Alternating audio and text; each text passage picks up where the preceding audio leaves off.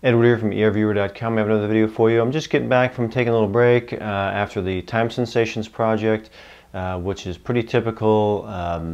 My work with remote viewing and time, every 3 or 4 years or so I'll get obsessed with it and delve as deeply into it as I can, and then come to an abrupt breaking point. And that's where I've been for the past couple of weeks. It seems to happen every single time. I'll make some progress, get a little deeper than the previous time, and then take a break. So I'm taking a break from the Time Sensations, and I will be getting back to that soon. But what I'm interested in right now is, and again, I'm an explorer, I'm an experimenter, so I'm always looking into experimenting with different things and see what kind of results I get, what kind of experience I'm going to have. That's what all my videos are now. I think I've got over 160 videos, and they're all explorational and experimental, because that's what I do. So what I'm looking at now, what I became interested in recently, is the use of different images and symbology prior to doing the session. So there's a specific tool that I like to use that involves images and symbols. And so what I'm attempting to do is utilize that prior to doing the session. So a target is selected, I'm completely blind to the target, I have no idea what it is. I'm working with these specific images and symbols prior to doing the session in an attempt to see if those images and symbols will assist in the translation or decoding of the input. And so the model that I like to look at is Ingo Swann's model, where you have the input. The target is an input in a state of, it exists in a state that is as of yet unknown. We don't know what state it exists in. It moves into, or somehow we have the ability to acquire it or select it. We don't know how we can do that. We only know that we can. So all we know that it exists, an input, it exists, and somehow we are able to select it, and we don't know how we can do that, but we only know that we can. So in Ingo Swann's terminology, we have our psychic nucleus is where we are connected into this, as he calls it, a second reality, and we have the ability to select these specific inputs or request them. They are then pulled into, per Ingo terms, our ESP core, or our core mental processes, where they are then translated or altered, move through our mental processes, and hopefully they make it to and through the threshold of awareness, where then we become aware of them, and they end up being spoken and written on the board. So that's that process. So I'm attempting to utilize a specific tool of communication that involves images and symbols, and then seeing how that might assist in the decoding, deciphering, translating process. So that's what I was focused on going into this.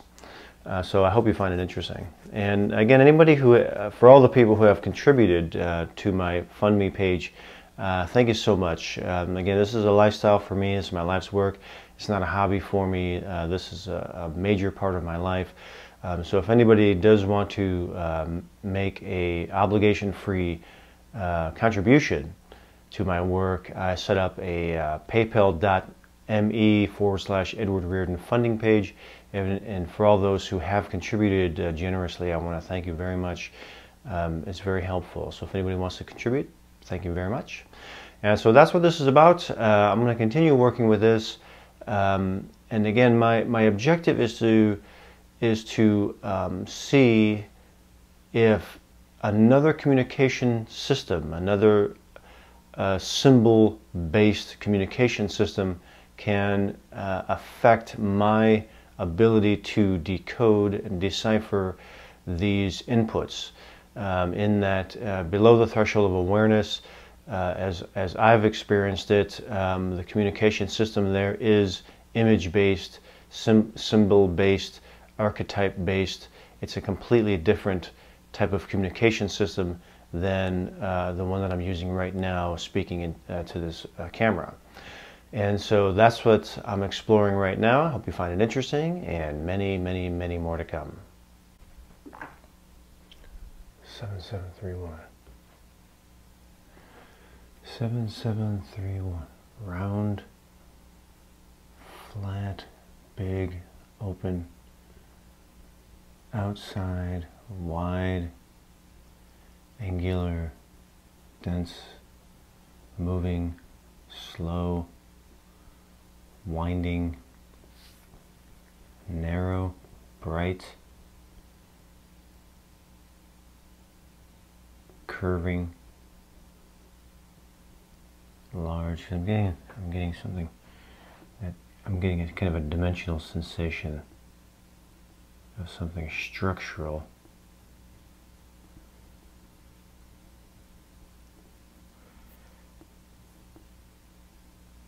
Like that. Something structural, you know, or like that.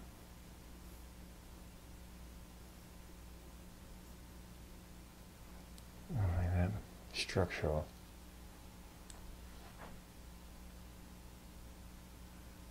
Like curving rows.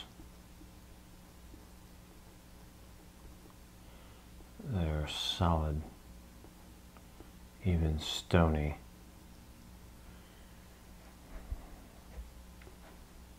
Grouped. Yellow, bright, shiny, inside, white, moving angular, steep,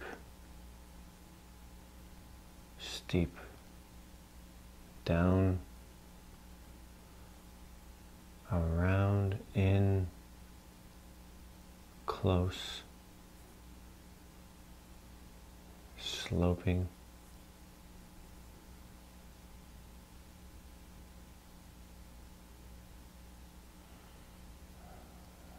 humid, moist. And I'm getting this idea of a river. A river or a river nearby. Yeah.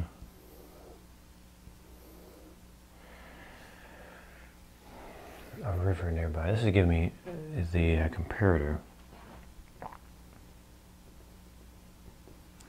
Like the River Thames in Britain. With kind of a river with these kind of structures here. What does that, there's that feeling associated with this. Feeling associated with it.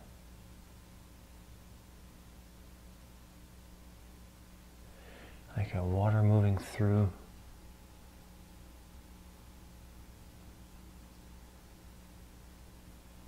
Pressure.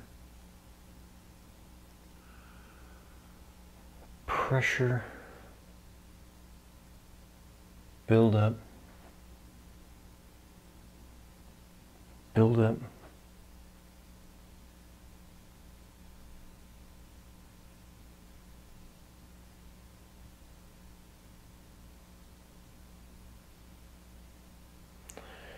This is really along the idea of this river here.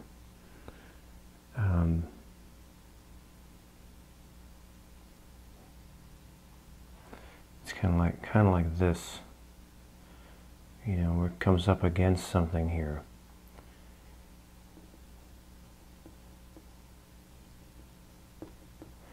And there's pressure or weight.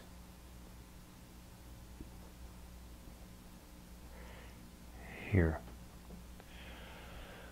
That's what I'm experiencing now.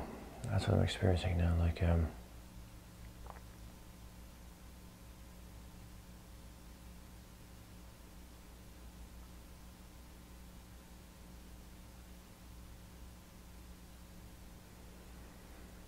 heavy,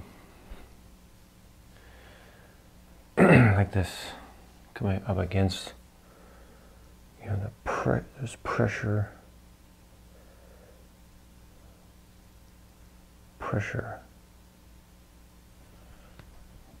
like pressure up against the wall.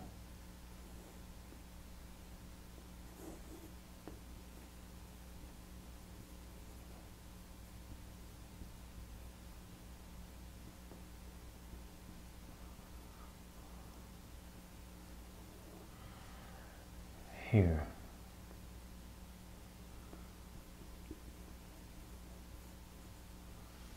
All right. Okay. So, all right. There's an element there. There's an element of. That's a dimensional sensation. A dimensional sensation. There's something heavy up against there's a weight up against a wall. All right. What else about this? What about it? What about it? This feels stony to me. You know, or hard, solid like that.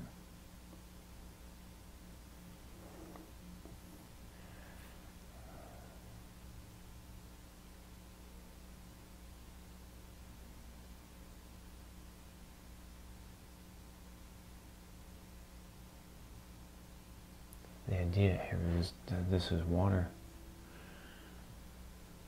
or like I'm on a river, or against the edge of a body of water.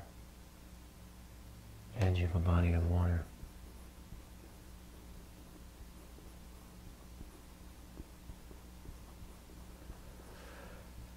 That's the weight.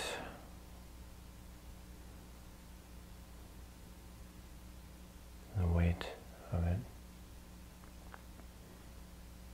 What else? What's the nature of this location? What's the nature of it? What's the nature of this place then?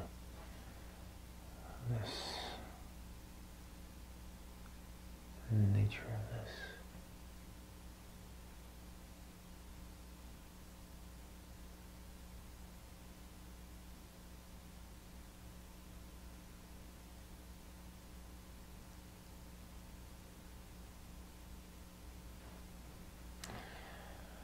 These are some ideas here.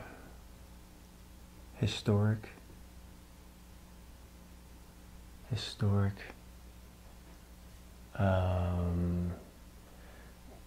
Where's my comparators? Lighthouse. Again, those are comparative. Those kinds of ideas, you know, the ideas that they're up against a body of water, right near a body of water. Somehow associated with it in some way. Historic, how? The idea I'm getting for it is like an old,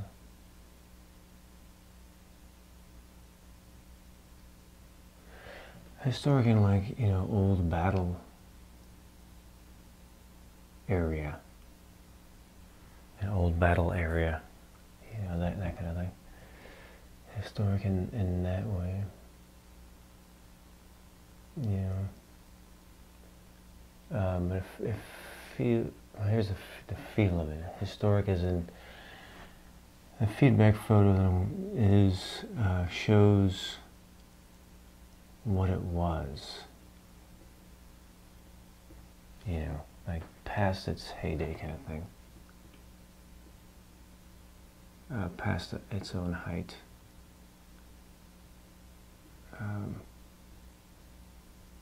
Oh God, I can't spell. It's just something like it's past. Historic in that way. It's like a building or a statue. Or,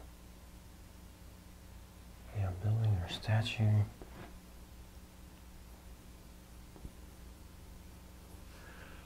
You know, comes up, rises up.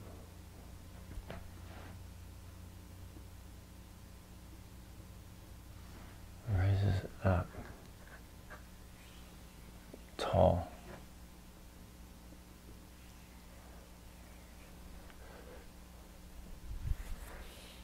Just maybe a little bit lower.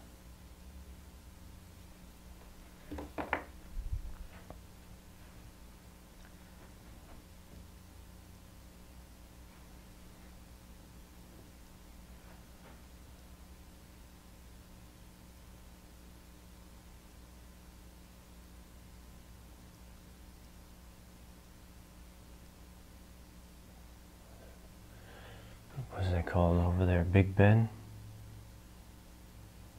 Whatever, the big clock tower or whatever. Something like that. But I get this kind of stony feel.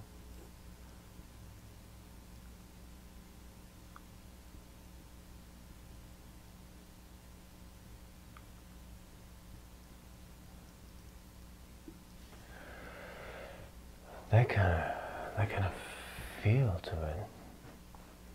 Yeah, kind of.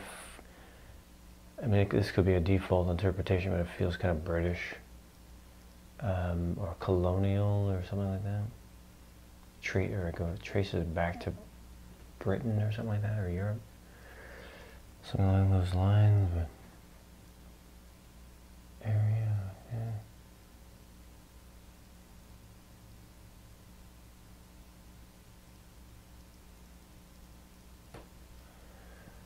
Yeah, feels British or colonial,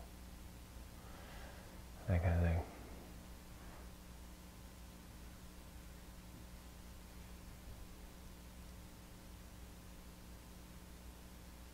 By the sea, something like that.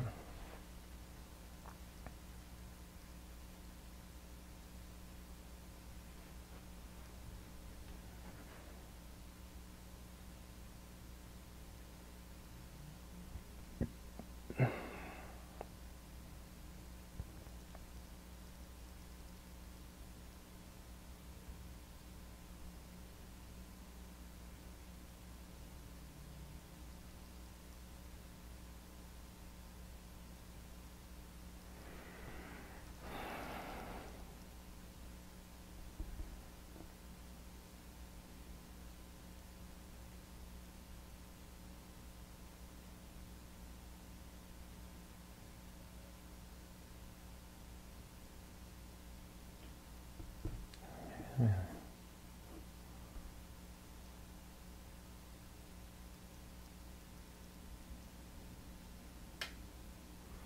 I get this sense of maybe something goes in here and something happens to it.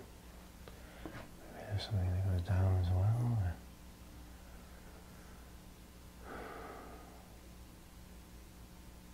Like a channel.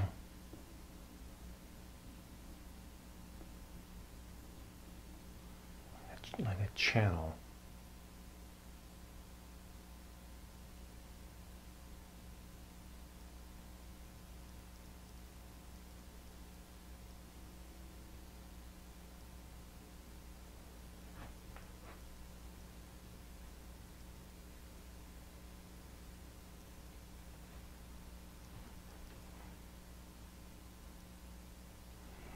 All right, yeah, and that.